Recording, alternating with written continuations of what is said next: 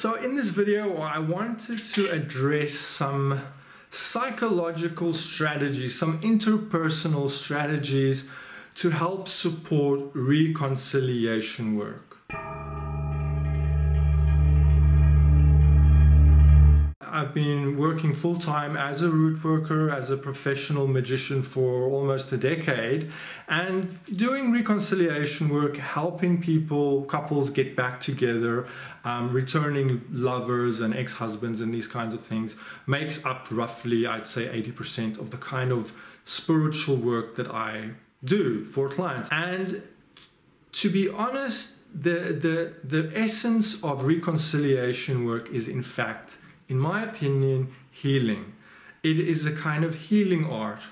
And there are a couple of things that I noticed over the years in terms of the behavioral and psychological aspects of the process that will enhance that kind of work. So the first thing, and this should go without saying, but I'm going to say it, is that when you have had spiritual work done in order to fix a broken relationship, in order to return a lover, anything of that sort, once the work has been done, you have to remember to be nice.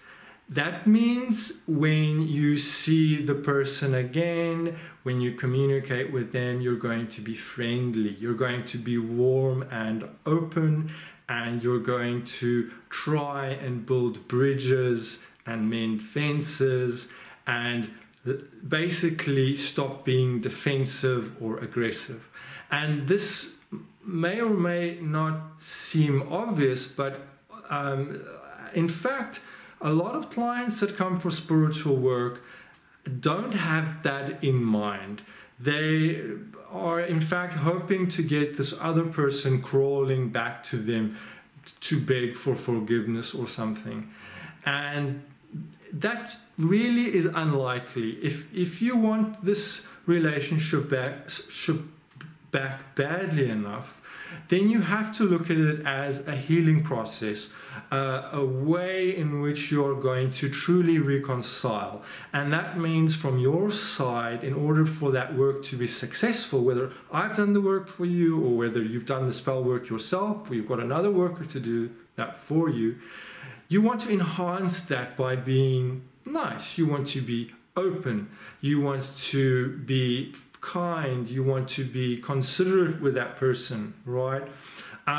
This will all, of course, help. It will make the other person more open to the idea of reconciling.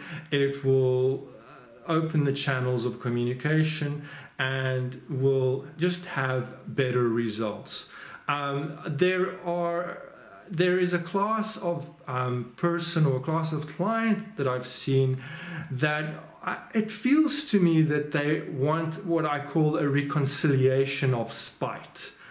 And this is when the ex has gotten involved with another woman or man, and they suddenly are extremely bitter and resentful and now want that person back. And it doesn't feel like they want them back because they want them back per se.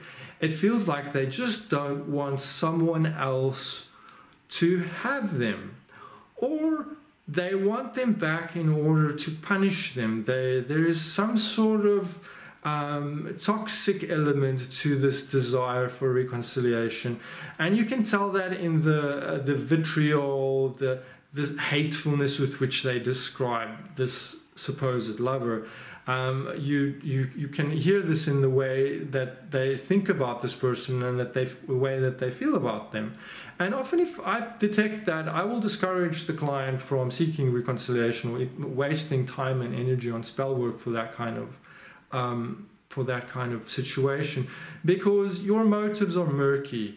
Make sure that if you're doing reconciliation work, that you want that person back, that you care about that person still, and that you are willing to work on the relationship. That means acknowledging the mistakes that you've made. There are two sides to every story, And in order for this relationship to have another chance, you will also need to look at your side of the story and acknowledge where your mistakes have been made. The second aspect that I want to bring up with this is kind of the converse point to the first. And whereas you want to be nice, you want to be open, you want to be communicative, you don't want to swing to the other end where you become needy, clingy, annoying, desperate, or anything like that. That energy, that attitude will telegraph at 100%, and it will be very counterproductive to your ends of a happy reconciliation. And I would even advise clients to refrain from sending texts or emails or anything like that when they are in a needy, desperate frame of mind. And you will find that no matter how well you word that text or email, no matter what you say, that neediness, that desperation will somehow communicate in that message. And neediness and desperation is a turn-off for most people and will send the other party running. So you want to cultivate a sense of detachment. You want to let any feelings of desperation, any feelings of neediness, you know, I'm incomplete without you, my life is over without you, all these kinds of things. You want to kind of find a way to calm that down, become more detached, more zen about the whole process, because that will open up the space for a less fraught possibility for reconciliation. It will make the other person far more likely to want to reach out to you again without the feeling that your octopus tentacles are going to grab them and swallow them up. So zen, calm, relaxed attitude is what you're after here. Make the best of your reconciliation work. And what I like to say to clients is that although sometimes miracles happen and you get reconciliations back that happen when the other person comes back within the month or within a couple of weeks, usually it's a work of time. And if you really care about that person, it's like a broken bone, and it's going to take time for it to heal. It's going to take care. It's going to take caution. And ultimately, what a successful reconciliation spell work is going to give you is another shot, another chance at that relationship.